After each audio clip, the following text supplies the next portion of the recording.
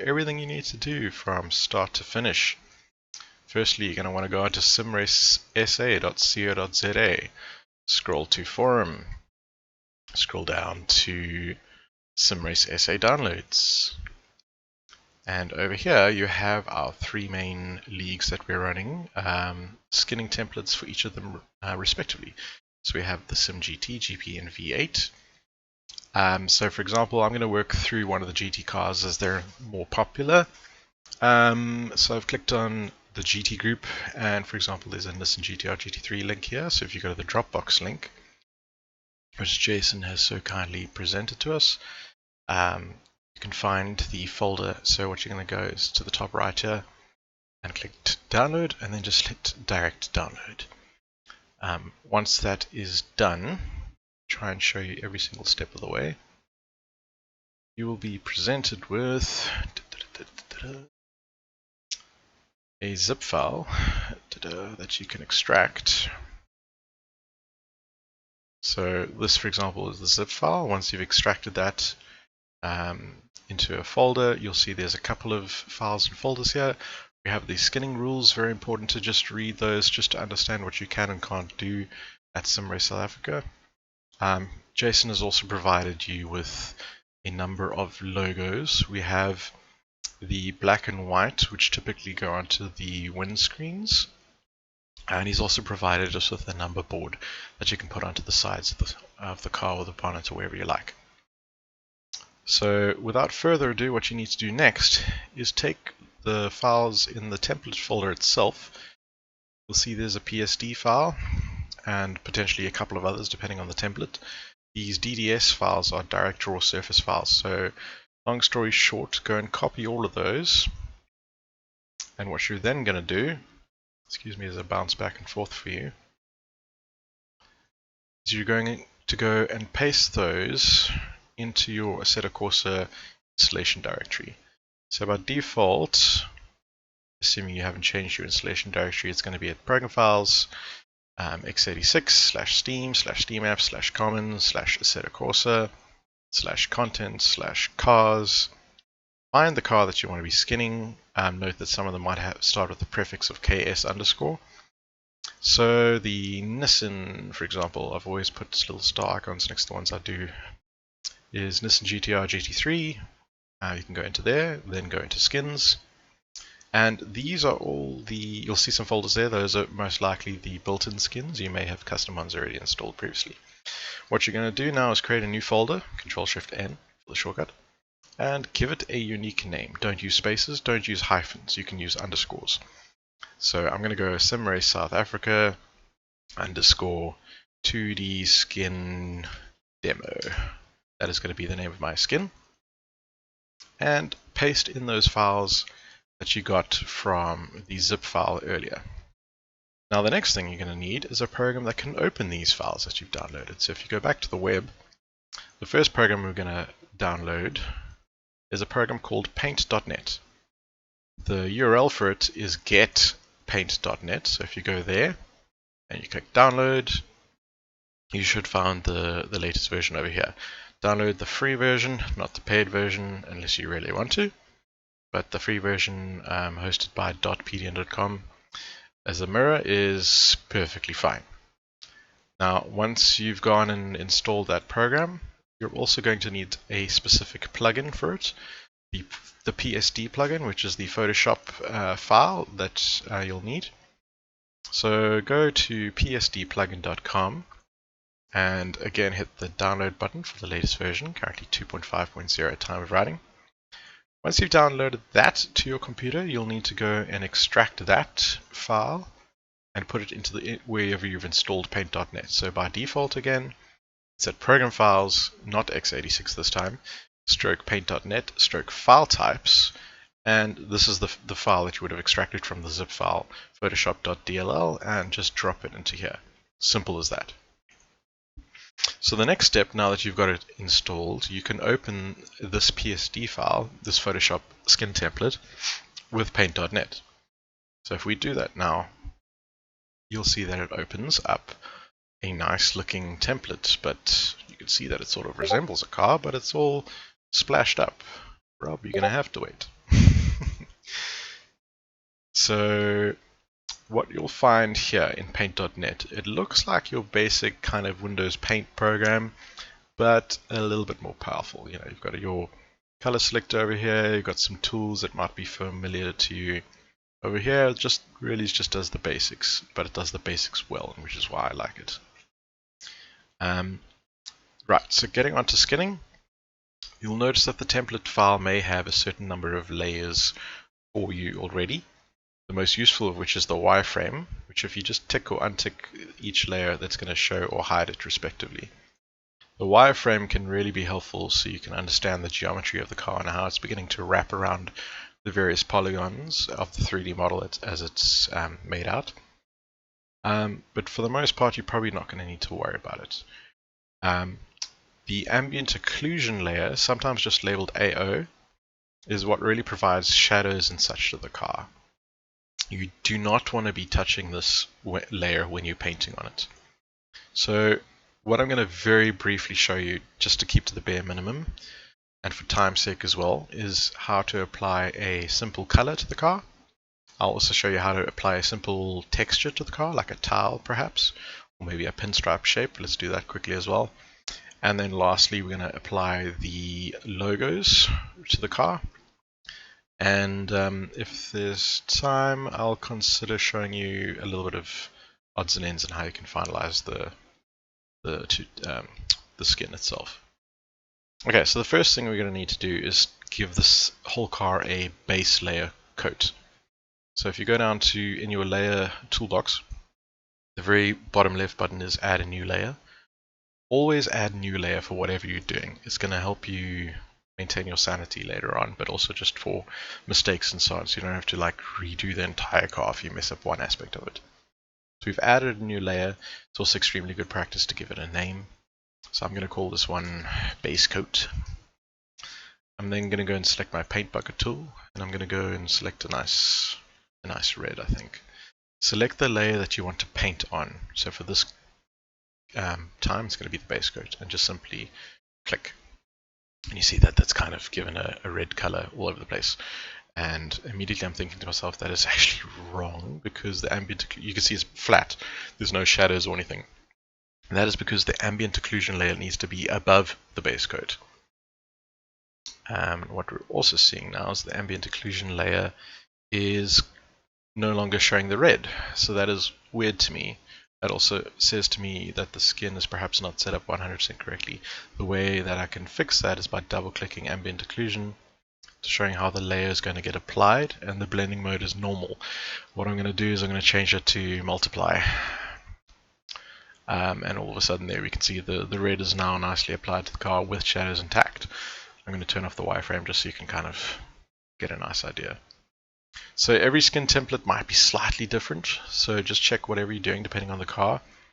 This is what you need in order. Base coat generally at the bottom, ambient occlusion or the shadow kind of detail above that, and the wireframe is really for reference. When you're saving it, you're actually going to want it unticked so you don't save the wireframe onto the car when you're driving.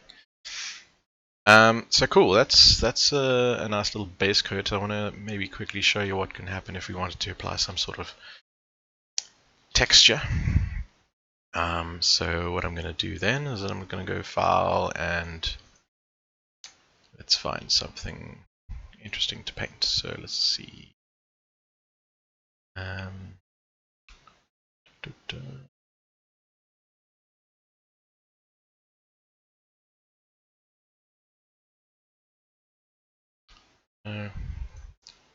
Save my pictures.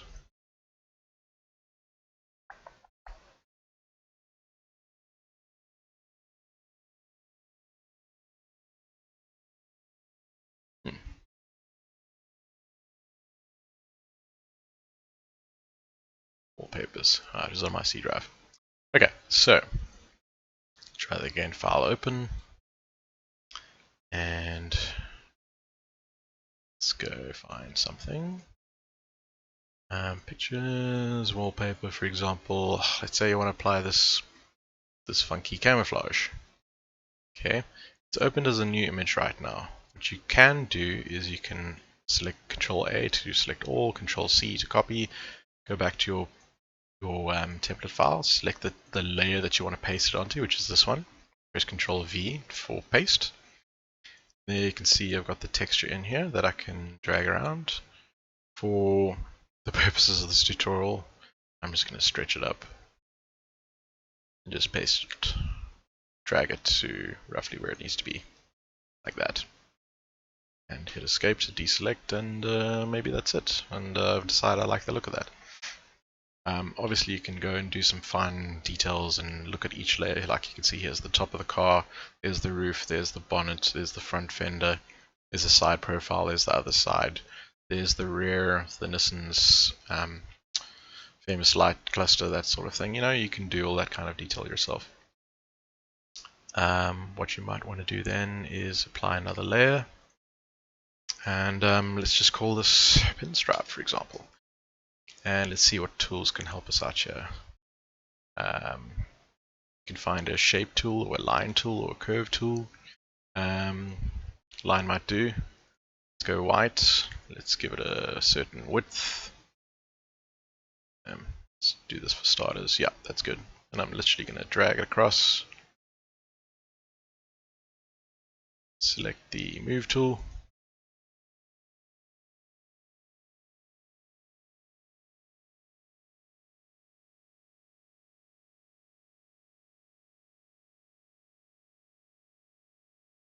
And do something like that. In fact, maybe I decide I want to do two of them. So what I'm going to do is I'm going to select this pinstripe and I'm going to duplicate the layer. Let's call this pinstripe 2 and just merge it down, and now we have a double layer. Select pinstripe 1 and just position it where it needs to be.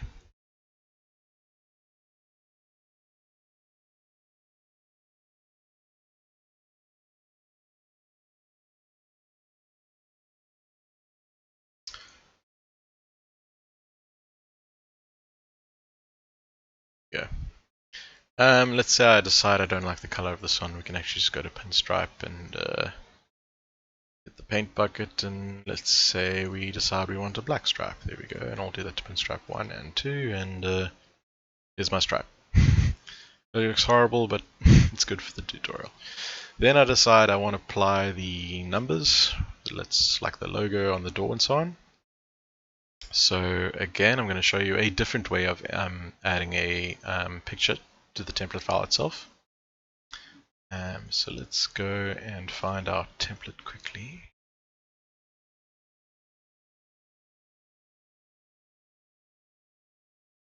Okay, so in our zipped file of templates, we had these logos.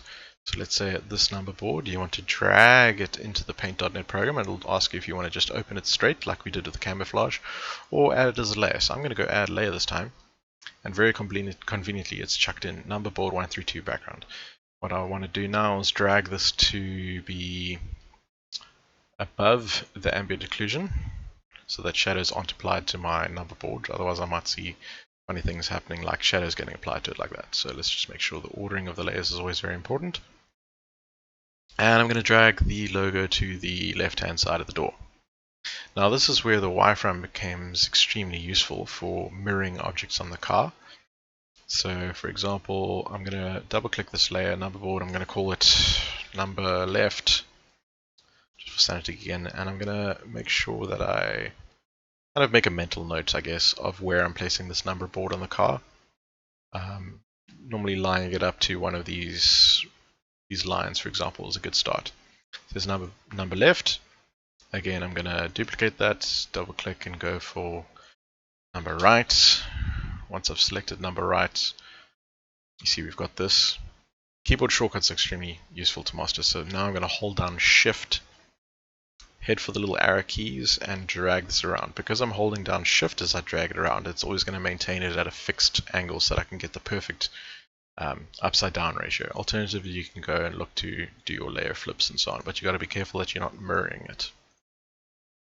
So number right, remember I put it on the door, and for reference, let's just say it's under the mirror and one gap under those double lines and tucked into the corner. So let's try and do the same thing over there, kind of thing.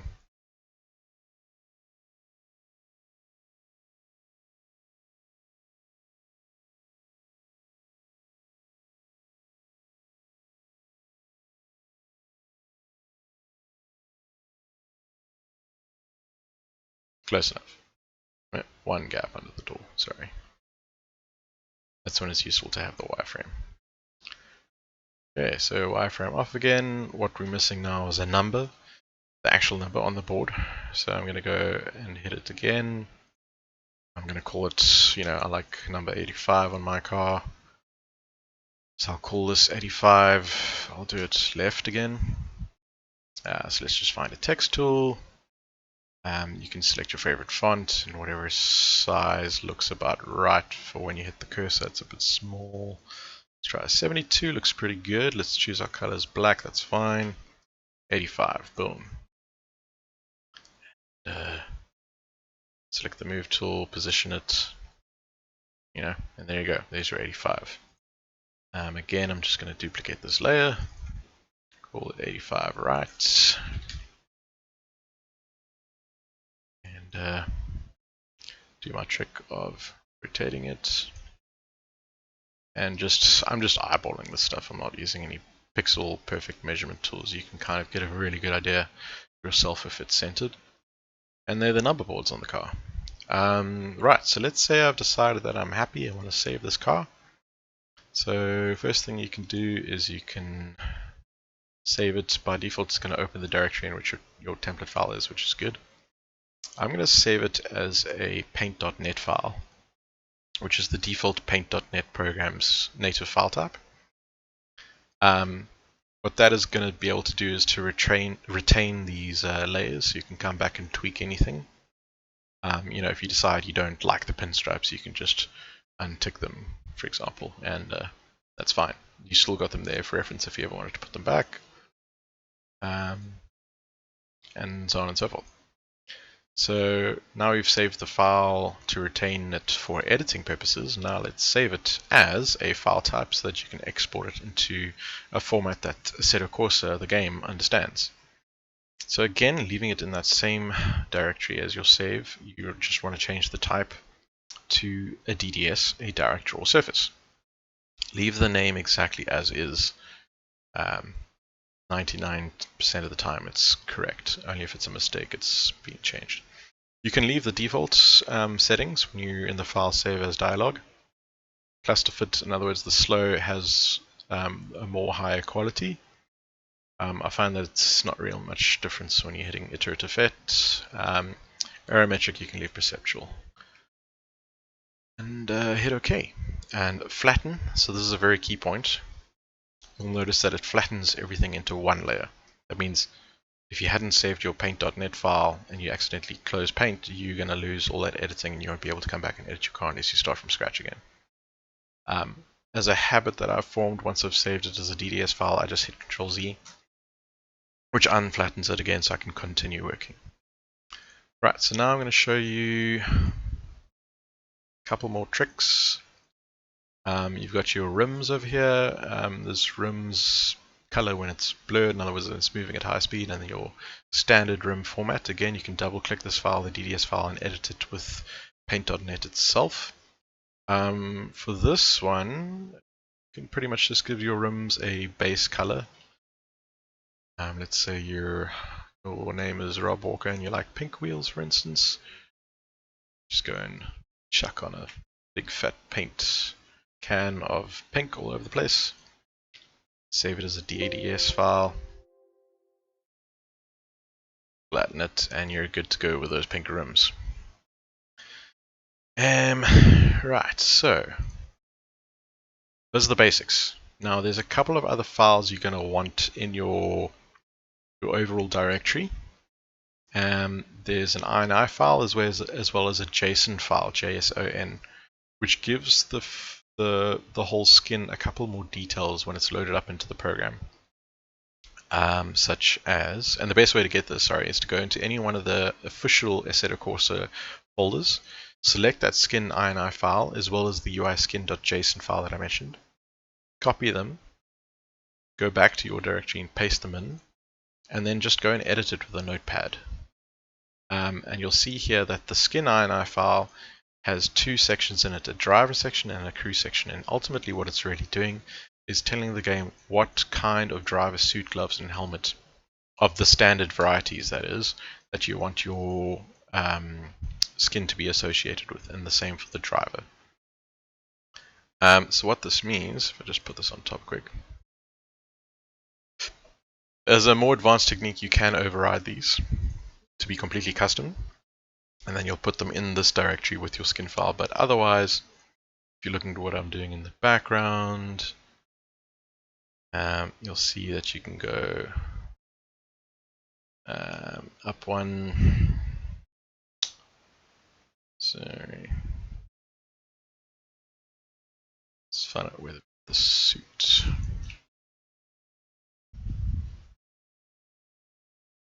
Sparko/black. There we go. So you'll see here it's content under textures/driver suit.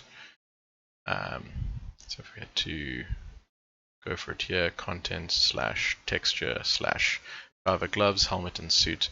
And this INI file is basically telling it which one to use. But for now, if you don't want to bother with touching any of that, you can just leave that as is. So let's quickly go back to our car directory. Listen, GTR GT3, skins, SimRSSA 2D skin demo. Now the next file is the uiskin.json file. This one is more important for you to edit because it contains things like your skin name, driver name, country, etc, etc, etc. So the skin name, I'm just going to copy exactly what it is as the folder name. Driver name you can put to yourself, country, whatever, your team, your race number, priority, doesn't matter what it is, you can leave it alone, that's for other things. Right, and then the only other thing you will need, again I'm going to copy paste them from an official directory as a preview file, as well as a livery .ping file, PNG. So again I'm going to paste those in. This little square is the thumbnail of what your car looks like, and the preview obviously is what it looks like when you're scrolling through them as well. And that affects what it looks like in game. Now, the recommended way I do for you to customize these is to actually launch the showroom. I'm using a custom showroom tool. You can launch it through Assetto Corsa itself. But just to make this nice and quick, you'll see a similar thing in game. You select the model, the make model, and then you go and select the specific skin you would like to test. So I'm going to have a look at, there you can see the name coming through, SRSA 2D skin demo, and it's got all the parameters that I'd filled in from that INI file. I know this preview is completely wrong right now, but that's fine. I'm just going to load up one of these scenes I have and launch 3D showroom. And there we go. We can see our camo car complete with its glarishly pink purple wheels is as is. We've got our numbers on the door. And that's it. So now taking a preview screenshot, I'm just going to kind of drag it to an angle that I'm happy with. Hit Alt print screen, and you can see it's taken a nice screenshot for me. If you don't have a default program that associated with the screenshots, it might just be in memory. In which case you can go back to your Paint program, Paint.net program that is. Go File, New. And Control V to paste, and there's your screenshot accordingly.